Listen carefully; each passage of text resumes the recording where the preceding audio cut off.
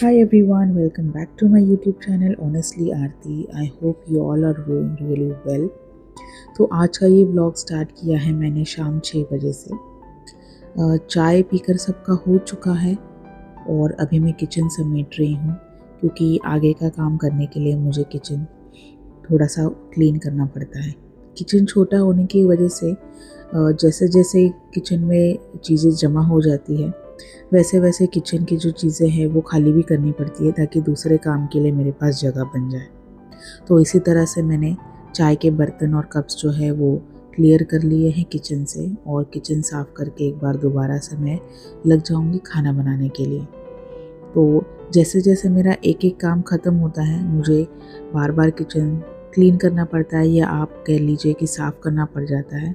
बर्तन वहाँ के क्लीन करूँगी तो मुझे दूसरे काम के लिए जगह मिल जाती है। तो अभी मैं डिनर की तैयारी कर रही हूँ। यहाँ पे मैं बना रही हूँ मसूर की दाल। उसके लिए मैंने प्याज ले लिए हैं 3, और 3 से 4 उसे मैं अच्छे से चॉप कर लूँगी चॉपर में। आप देख सकते हैं जो मेरे पास चॉपर है वो बोरोसिल का चॉपर है। ये मेरे पास मेरे ख्याल से 3 या 4 साल हो गए मैं इसे यूज़ कर रही हूँ, और अभी तक इसका रिज़ल्ट बहुत ही अच्छा आया है। चॉपिंग इसमें बहुत फ़ाइन हो जाती है क्योंकि प्याज की जो चॉपिंग है कुछ ग्रेवीज़ में बहुत फ़ाइन चॉपिंग की ज़रूरत पड़ती है। तो कुछ प्याज जो है वो हाथ से अगर मैं काटती हूँ तो इतने फ़ाइन चॉप नहीं होते जितने फ़ाइन चॉपर में हो जाते हैं। आप देख सकते हैं किस तरह अच्छे से चॉप हो चुके हैं। गैस मैंने ऑन कर लिया है, और कुकर में अभी मैं थोड़ा सा तेल और जो प्याज चॉप किए थे वो ऐड कर दूँगी।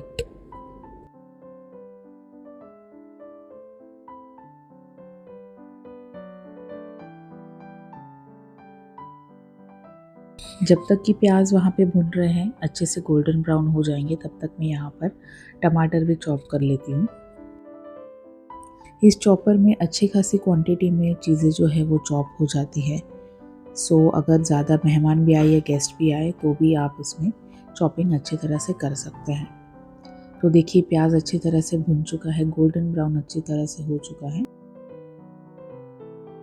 अब टमाटर भी मैं उसमें ऐड कर दूँगी और अच्छी तरह से उसे मिला के बाद में फिर सारे सूखे मसाले मैं उसमें डाल दूँगी।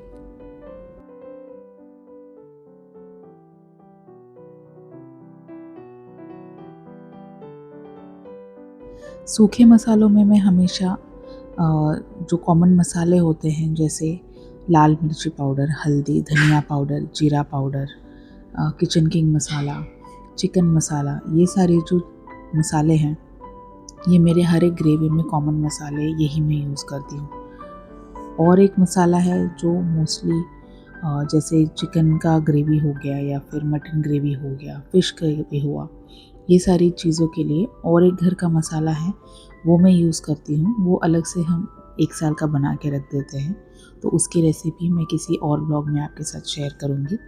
तो यहाँ पे मैंने यही सूखे मसाले ऐड किए हैं, चिकन मसाला, धनिया पाउडर, मिर्ची पाउडर, हल्दी और किचन किंग मसाला, और थोड़ा सा नमक ऐड कर दिया है। और अभी स्टेज पे आप मसूर दाल डाल दीजिए और पानी डाल के इसे अच्छे से मिला के 3 से 4 सीटी में ये पक जाएगा।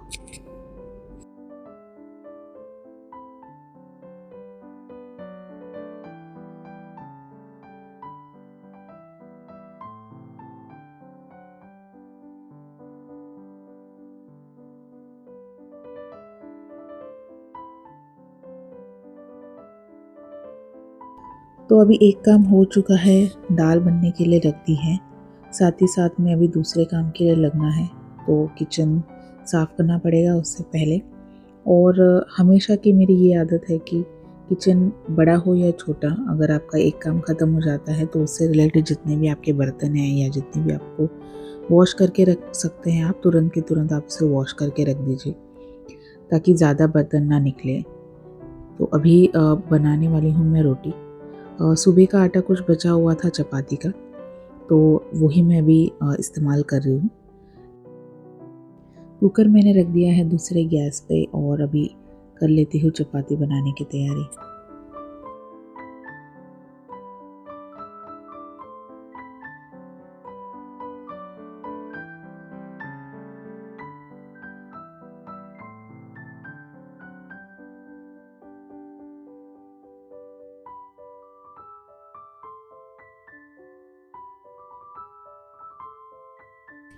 चपाती का आटा सुबह का बचा हुआ था, तो अभी चपाती बनाने के लिए मैं वही इस्तेमाल कर रही हूँ। थोड़ा सा पतला हो गया था आटा क्योंकि सुबह का बनाया हुआ था, तो उसमें थोड़ा सा सूखा आटा डाल के अच्छे से मैं उसे गूँध लूँगी ताकि चपाती अच्छी तरह से बेल सकूँ मैं। तो अभी यहाँ पे चपाती के छोटे छोटे गोले में बना लेती हूँ ताकि कितनी चपाती बनेगी उसका मुझे अंदाज़ा आ जाए।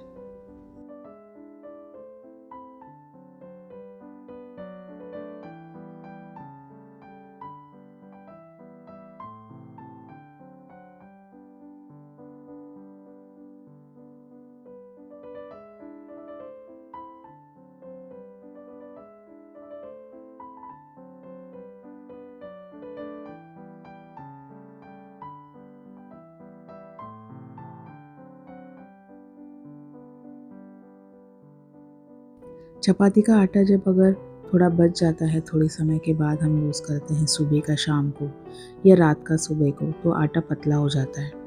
तो पतला होने की वजह से थोड़ा सा जो सूखा आटा है वो ज़्यादा लगाना पड़ता है ताकि चपाती फिर नीचे बहुत चिपकने लगती है।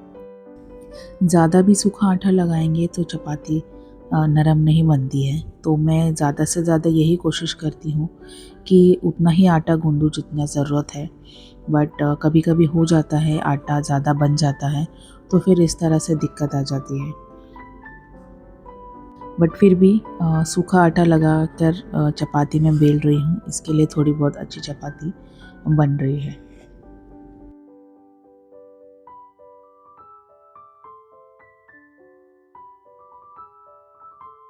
तो सारी चपाती बन के रेडी हो चुकी है, तो चपाती का काम हो गया है डन।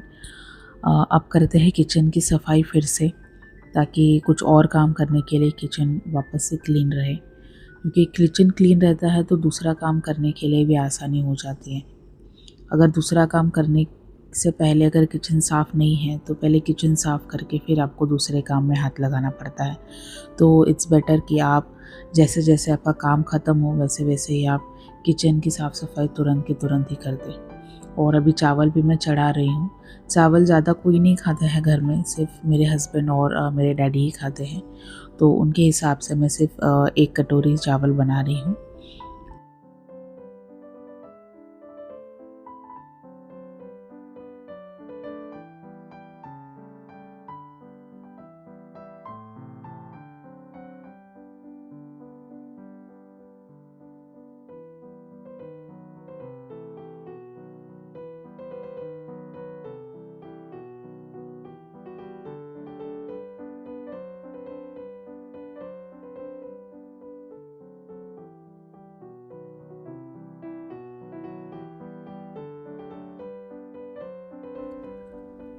तो यहाँ पर देखिए हो गई है दाल भी रेडी और चावल भी बन रहे हैं।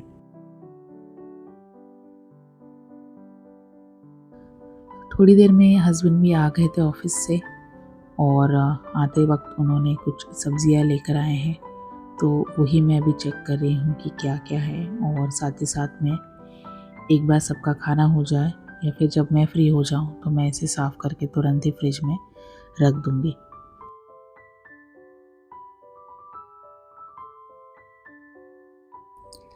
हस्बैंड लेकर आए थे कुछ सैलेड की चीज़ें, तो खाने के साथ में सोचा मैंने कि ये भी परोस दूँ। तो अभी यहाँ पे गाजर और जो कुकुम्बर है, काकड़ी, उसे अच्छे से साफ़ करके कट करके सैलेड में परोस दूँगी।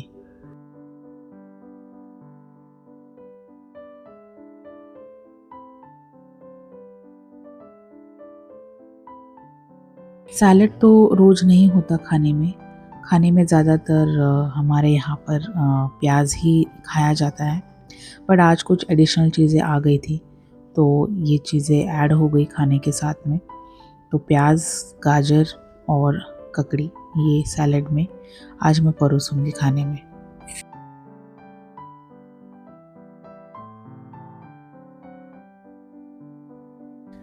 खाना परोसने के लिए या फिर कुकिंग के लिए भी ज़्यादा से ज़्यादा आई प्रेफर कि मैं स्टील के बर्तन ही यूज़ करूँ। ये जो आप प्लेट देख रहे हो छोटी, जिसमें मैं दाल परोस रही हूँ, ये इस तरह की प्लेट हमारे घर में ज़्यादातर यूज़ होती है अगर पूरन पड़ी हो, दाल हो या फिर कोई भी ग्रेवी की सब्ज़ी हो, इसी तरह की प्लेट में खाई जाती है। तो ज़्यादातर मेरे घर में यही इसी तरह की प्लेट यूज़ होती है। और जो दूसरी प्लेट है जिसमें चपाती, भाकरी ये सारी चीज़ें परोसी जाती हैं, तो जो ग्लास की प्लेटें हैं या फिर सिरेमिक की प्लेट है, मेलामाइन की प्लेट है, वो सारी चीज़ें यूज़ नहीं करती हूँ मैं, क्योंकि हैंडल करने में थोड़ी-सी फ्रेजाइल होती हैं, टूटने का डर होता है।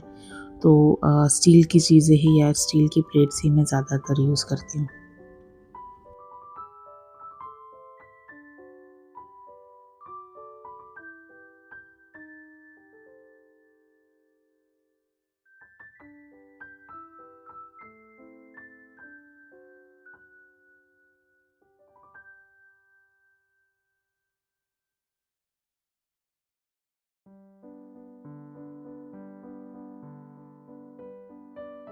परोस दी है मैंने हस्बैंड की प्लेट डिनर के लिए, और साथ ही साथ बाकी के लोग भी खाना खाने के लिए बैठ जाएंगे।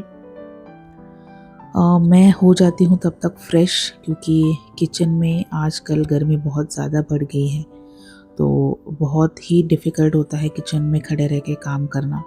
तो जैसे ही मेरा खाना बना के हो जाता है, मैं पहले शावर ले लेती हूँ, फ्रेश हो जाती हूँ और फिर सोने के लिए चली जाती हूँ। बट अभी ये थोड़ी बहुत चीज़ें साफ़ करनी बाकी थी, तो सोचा कि पहले ये साफ़ कर लूँ और फिर लास्ट में मेरा सब काम ख़त्म हो जाएगा तो थोड़ा रिलैक्स हो जाऊँगी। तो ये मेथी की सब्ज़ी है, तो जल्दी से जल्दी ये साफ़ कर लेती हूँ, और थोड़ा-सा पुदीना भी लेकर आए थे वो, तो वो भी मैं साफ़ कर लूँगी साथ ही साथ, क्योंकि अगर नहीं साफ़ करेंगे तो जल्दी से ख़राब होने के चांसेस हो जाते हैं। तो इसीलिए जैसे सब्ज़ियाँ, हरी सब्ज़ियाँ, ग्रीन वेजिटेबल्स घर में आती हैं, तो साथ ही साथ में साफ़ करके तुरंत ही रख दें और इस्तेमाल कर लें, तो उसकी शेल्फ़ लाइफ भी अच्छी रहती है, और तुरंत हम इस्तेमाल करें तो उसका टेस्ट भी बरकरार रहता है। तो यहाँ पे मेथी और पुदीना दोनों भी हो गए हैं साफ़।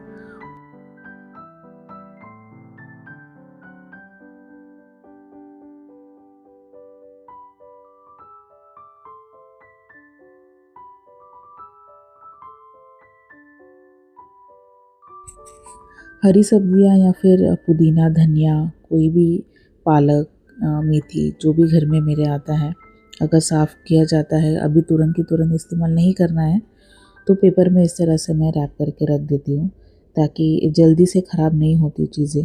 पेपर मॉइस्चर अब्ज़ॉर्ब कर लेता है। न्यूज़पेपर घर में आता है, पापा रीड करते हैं, तो यही पेपर यूज़ में आ जाता है ये सारी चीज़ों के लिए।